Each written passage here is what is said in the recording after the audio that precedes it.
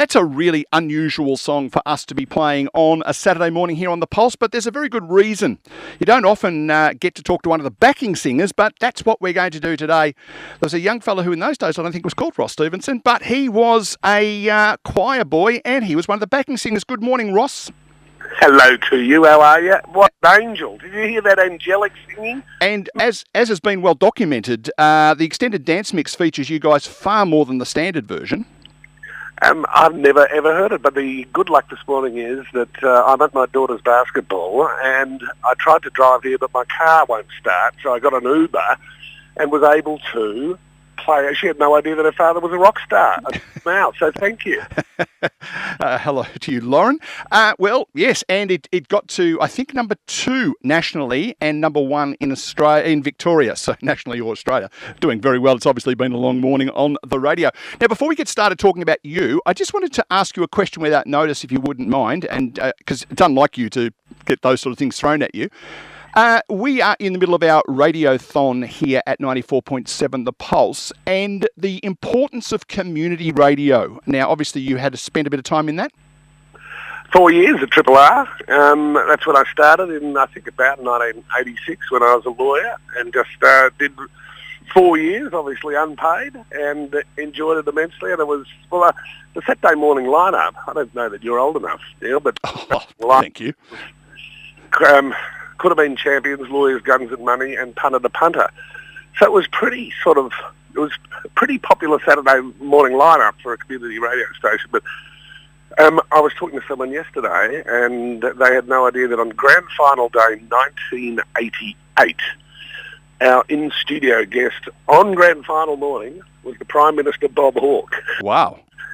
So I don't quite know how these things happen, but we ask for them to happen and somehow assume that they would happen, and often they did, but clearly we were out of our mind. Well, we're fortunate enough to have the Deputy Prime Minister and therefore Acting Prime Minister on occasion as our local member here, and he's been occasionally spotted in these buildings. That's as close as we've got, unfortunately. Oh, that'll do. Yeah, that'll do. But in terms of community radio, obviously you guys do it for a job. You are presenting to millions of people across the country, you and your cohort. But the role of community radio, it's obviously given you a start. One of our legendary friends of the Blokes, Ian Cover with the Coulterbeans. It seems to be a really good starting point for a lot of people.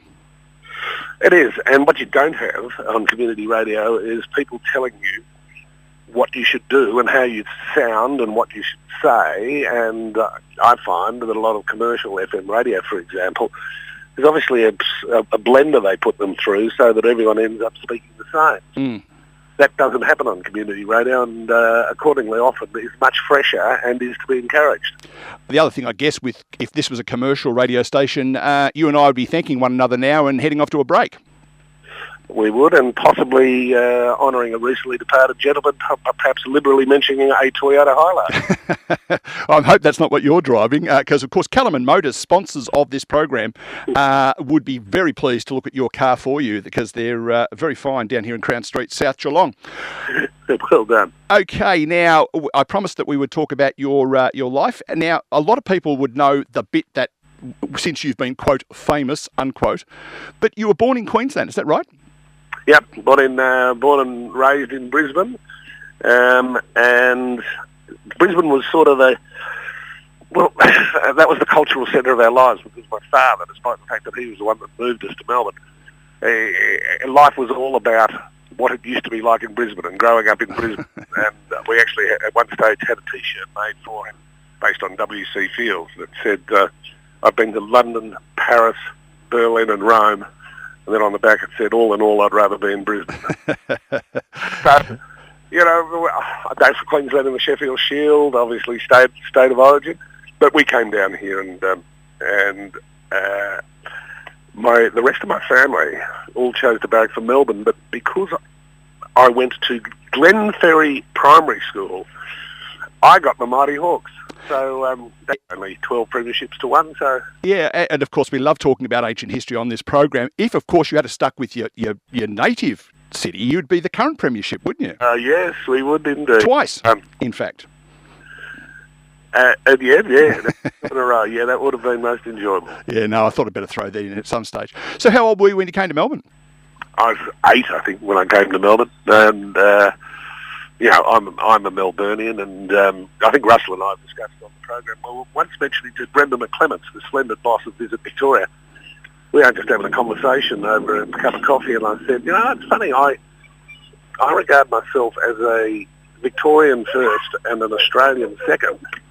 And Brendan said that's actually a documented thing. Okay. There is a documented thing that Victorians often think of themselves as Victorians first and Australians second. Yeah, I think it's something that you have spoken about before. The fact that so much of our media now seems to be controlled by the good folks in a city about 1,000 k's northeast of here.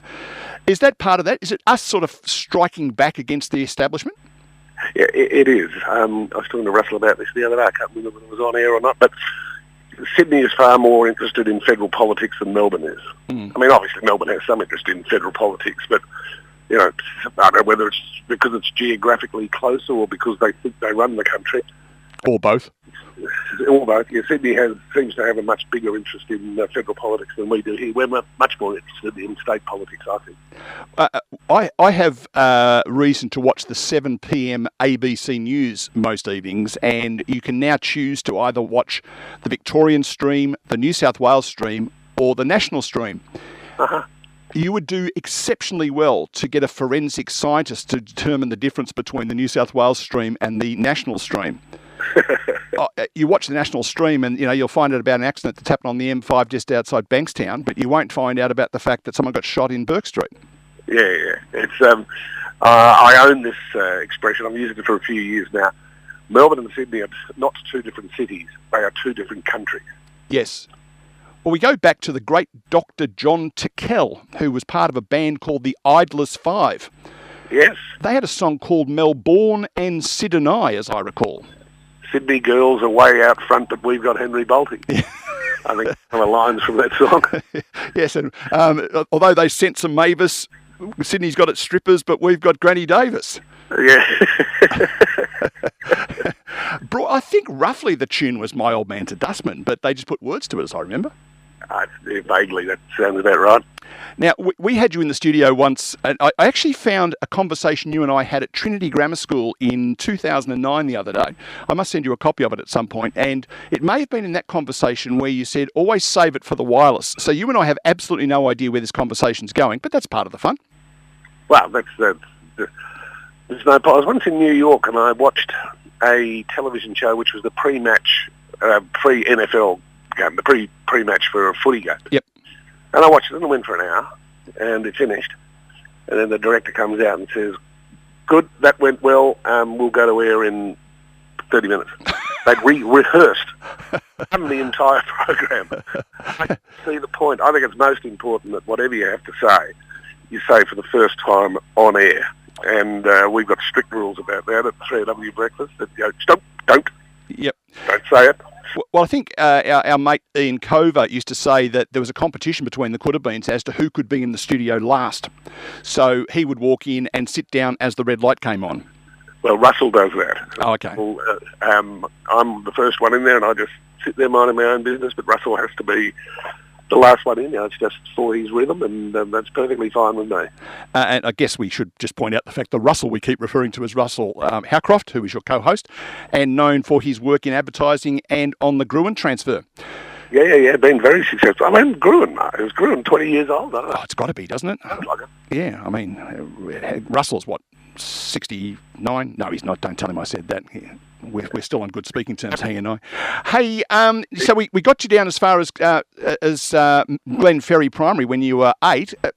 Take us through secondary school and why Day by Day happened. Well, my mum and dad had no dough at all, nothing. Yep. But my father would have subscribed to my good friend Jerry's rubric of life in that. It's only a rort if you're not involved. And he had a good eye for a rort, and somehow he became aware that there was singing scholarships available, that if you prepared to sign up to be a chorister at St Paul's Cathedral Choir, they would pay your school fees at Trinity Grammar School. And that's what I did. It would be probably the most formative experience of my life, with singing in the choir, because what would happen Monday, Tuesday, Wednesday, Thursday, Friday, you would finish school, hop in a bus and go to the city and do choir practice, then sing at a service and get home at about 8 p.m. Wow. You had Saturdays off. Then on Sunday morning you had practice followed by a service. You'd go home and then you'd go back at 5 o'clock for a practice and another service, even songs. So I did that for about 6 years, and it was just incredible discipline. And discipline, Tony. Yeah, discipline, Tony. It was incredible. It was fun, and you got exposed. Well, I said in my love letter to music the other day, last Friday, you got exposed. The first music I got exposed to was Anglican church music, and a lot of Anglican church music is really, really good and a lot of fun to sing. And I then said, off the top of my head, I recently had to attend the funeral service of one of my former fathers-in-law, who was a devout Catholic, and I had to go to a Catholic church and yet again get exposed to the fact that Catholic church music is dreadful. I described it as the Chipmunks meet the Wiggles. I can see some listener numbers have just gone down by 75%. I'm not sure what that is. Well, I'm arguing this over, and I said they have no excuse, because Anglicans had a couple of useful midfielders in Bark and Handel. Yes. Catholics have got 2 triple Brownlow medalists in Beethoven and Mozart, so I don't quite understand what happened. Yeah, it's bizarre. Now, you and I have something else in common apart from the fact we like a microphone, but both of us have had sons that have gone to the aforementioned Hedgeburners grammar, and when my fellow was there, he used to do footy practice a couple of nights a week and play footy on a Saturday morning. I'm sort of putting myself in terms of Sam saying, no, I'm going to be a choir boy. Would you have copped a bit of stick being the choir boy, a bit sissy? I was talking to someone about this recently. I expected to, but it never happened. Okay. And we never felt particularly vulnerable because we were choir boys, but no, and you are quite right. I expected it would be the case, but it never, ever happened. Okay. So you went through and did your Year 12, or probably Form 6 in those days, at Trinity, off to the University of Melbourne, I suspect. Yeah, off to the University of Melbourne to study arts law, and did that for 5 years, and then somehow ended up as a lawyer, with no particular great desire or aim or ambition to be a lawyer, but that's what I did, and I did that for 10 years before. I would have done it for about 6 years before I started on Triple R, and then eventually, and I think in 1989, when Alan Bond bought 3AK got us to do 2 hours on Saturday morning, and they paid us, Neil. Wow. What's that like? That was a shock. Then out of the blue comes 3AW with an offer to do the breakfast show starting in 1990, and somewhat extraordinarily, I'm still there. Yeah. You not found the exit door or something? Is that the problem, or just enjoy doing it? I don't know. Just it's enormous fun. It happens too early in the morning, but it's really good fun. Yes, it sounds like it. So the decision to... Now, I asked you this question in 2009. I'm interested to see whether you say the same thing when I ask you the question all these years later. Was it a difficult decision to leave the law and go into radio? Well, I'm hoping I gave you this answer, that I wanted to do it, but I was petrified of having to tell my father. Yes. He was the one who had determined from an early age that my brother would be a doctor, that I would be a lawyer, and my sister would be a nurse, and somewhat, because he was that sort of bloke, that's what ended up happening. So then I had to go and tell him that I was not going to be a lawyer anymore, and I was a bit frightened of all that, but no, it went all right, but sadly he didn't live much longer than that. Yeah. The other half of the answer you gave me was, as a lawyer, no one ever walks in the front door and says to you, my son is well behaved, or my neighbours and I are getting on really well. Yeah, well, my wife and I, just come in to tell you that my wife and I are not getting divorced. Yeah, that's all you ever see is people with complaints. Yeah, and I at the time I was doing IT support and said exactly the same. No one rings and says my laptop's working well, and you rudely said you are the sort of, you must have been the only person in the world that ever rings back, which was probably actually pretty close to the mark. So getting into radio, I mean, it's an ungodly time of the morning you start, as I found in recent times, because my phone keeps ringing at 5:30. But what time, run us through a normal day. What time do you get out of bed? Probably about 4:15. Mm-hmm. And then I have a shower, get straight into a cab that's there every morning to take me into work. I'm the last one in. Scorcher, our producer, he gets up at 2, and I keep telling him, don't do it. There's no need for you to get up at 2, but he's pretty dedicated, and I'm the last one in there, and then have a read of the papers and kick off at, 24 minutes to 6. Mm-hmm. We have one meeting, which we have at 6 o'clock, so the first meeting we have is after we go to air, and that's the only meeting we have. And then we finish at 8:30, and I don't do a single thing after 8:30. We go and just sit outside and talk complete and utter redact for about 45 minutes, and I catch the train home. And presumably you are either starting the sleeping pattern during the day or early in the evening. Yeah, I try to have a nap during the day and try to go to bed at 9:30. But for a man of my very tender years now, I have somehow ended up with a 14-year-old and a 9-year-old, and the trick now is that I have to go to bed before a normal hour for them to go to bed. So sacrificing for their father because they go to bed when I go to bed. Excellent. Yeah, because I would have thought you'd just be in a perennial state of tiredness. I guess it's no different to any other shift worker. Yeah, I guess. Well, how do I feel at 11:30 on a Saturday morning? I slept last night for 9.5 hours. Like it's just a bizarre world. I sleep really well on weekends, especially when I get down to the bush. Yes, which we were going to touch on. You do have a property in this corner of the world. That's as close as we need to identify it, I suspect. Why did you choose this corner of the world to have a property? Because I went down with some friends to have a meal at a restaurant. Yes, I think we know the restaurant concern. And I remember then driving into the main street of this town and seeing how wide it was, what a beautiful street it was, and then that it had a golf course abutting the town, and I just was struck by, and I know exactly when it was, because as we pulled up to the pub in the main street of the town, listening to the footy, Darren Pritchard ran into an open goal against Footscray and hit the post. And we drew with Footscray, so I'm pretty sure I got Damien Tardio, our sound guy, to check it. I'm pretty sure it was the 20th of April, 1992. So then it took me a while, it took me 13 years. I think I bought a block of land in 2005, I don't know. Anyway, I built a house about 10 years ago, so it's my happy place, and as my neighbour Al, the farmer, tells me, it's God's country, and I totally agree with him. Yeah, absolutely. Well, next time we chat in this format, we'll get you in the studio to see the palatial environment in which we work. Okay, that would be great. Yeah.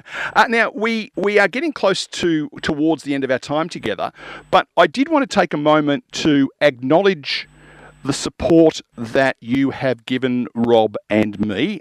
We would have liked to have done this on the Two Blokes Chatting radio show, but Rob's away, and anyway. We have a thing that when you've been on our program twice, you become a friend of the blokes, whether you like it or not. We have a hall of fame, if you will, into which we place legendary friends of the blokes, and we currently have 2 members, both of whom are well known to you. One's a guy called Russell Morris. I don't know if you're familiar with his work. Oh, yeah. And the second one's a chap called Ian Cover. From this moment on, you are number 3. You are the Lee Matthews of our Hall of Fame as a legendary friend of the blokes. That's splendid. We have a charity event every year called the Rumours Feast, raising money for Kids First. And this year, Russell Morris volunteered to play 3 songs. Wow. Live at our lunch in town, and I introduced him to the crowd by saying Russell and I were at the front of the building in the Regent Theatre in Collins Street. I said, and there I am standing with the legendary Russell Morris. We're waiting for the doors to open, waiting for someone to let us in. I said, we're standing there, and this woman walking past came up to us and said, "Excuse me, do you mind if I say something?" We said, "Not at all." She said, "Ross, I listen to you every..."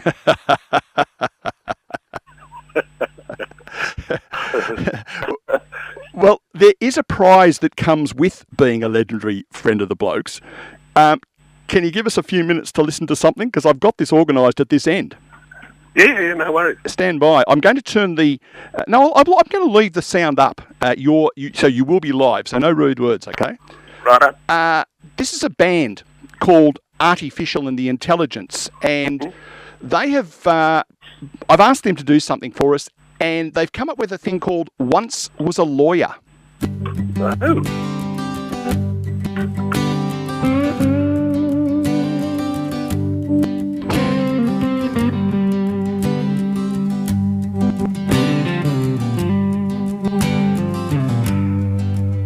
Well, he rolled out of chambers on a Monday morn.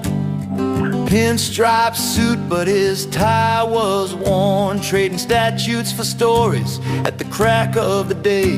Now the radio's rocking and the judge fades away.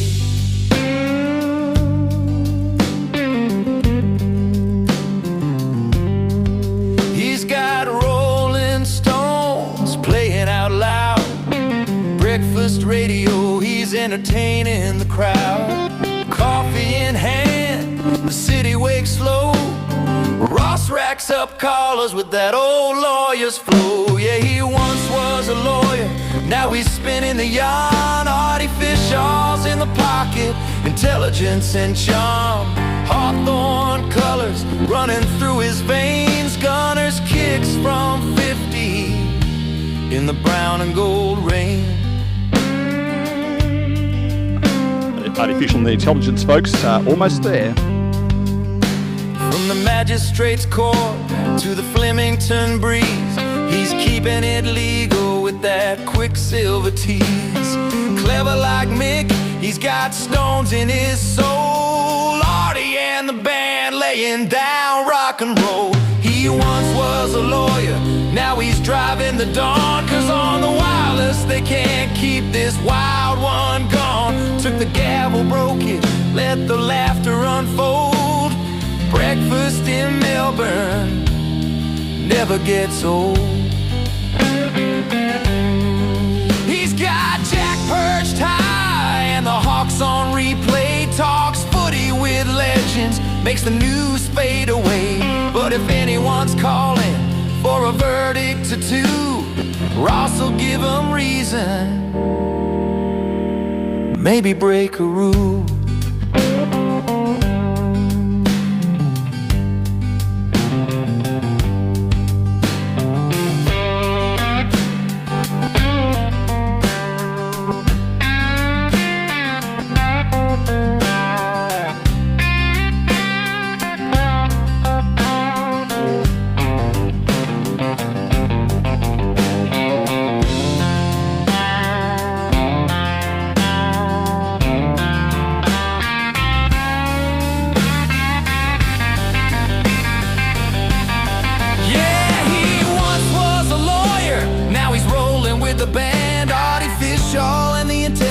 Leading hand in hand. Let the Stones keep playing, let the breakfast crowd cheer for Ross in the morning, the best sound you'll hear. So here's to the lawyer who wandered from law, chased stories at sunrise with a wit that's raw. With Artie and the band and that Rolling Stones drive, Ross Stevenson's here, keeping Melbourne alive.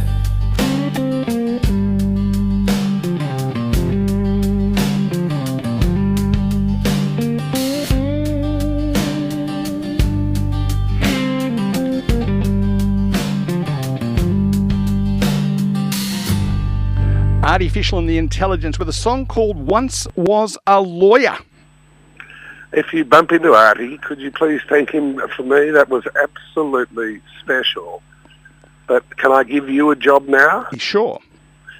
You need to compile the top 7 songs containing the word once. Right. Title. So we can start with that one, and I will add a song that I've only discovered in the last few months, which is one of the best songs I've ever heard in my life. It's called I Blinked Once by Steve Forbett. So the great Stevie Forbett. You've got to come up with the other 5. All right. I will do that and get that to you at some stage. But, in all seriousness, Ross, the support that you've given Rob and I know you're a busy man, and I think I mentioned to you the last time we spoke, this is a bit like saying to someone who's an airline pilot, do you want to go and use your frequent flyer points?